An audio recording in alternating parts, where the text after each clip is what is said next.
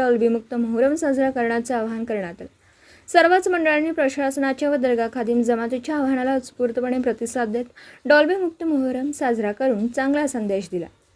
दरम्यान मोहरम निमित्त मीरा साहेब येथे सांगलीचे खासदार विशालदादा पाटील यावेळी भेट दिली।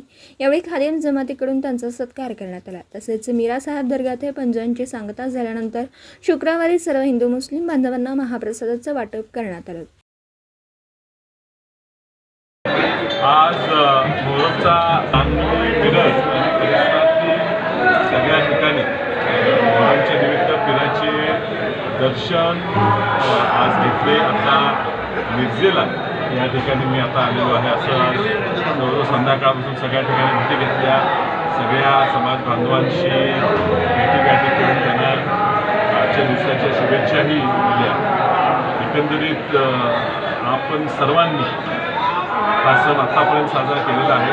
हा फक्त मुस्लिम समाजाचा सण नसून तर हिंदू समाजसुद्धा हा सण साजरा करतो। सांगलीचे आमचे त्यावेळेचे पटवर्धन राजे आहेत, त्यांनी सांगली जवळजवळ सगळ्या भागात पीराचं वाटप करून ह्या सणाला वाढ दिली होती, बढावा दिला होता।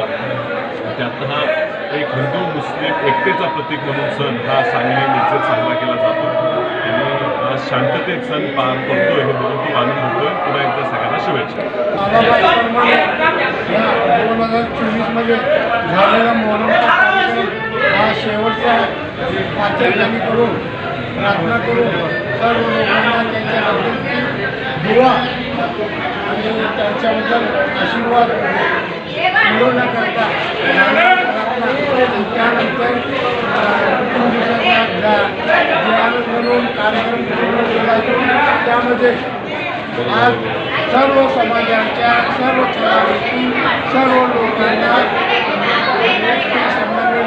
खादिम जमाततर्फे आणि मोहरम कमिटीतर्फे आज प्रसाद वाटप करण्यात आला आहे।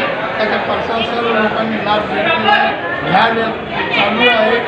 आपण कोणी असेल तर मी प्रसादाचा लाभ घ्यावा ही नम्र विनंती।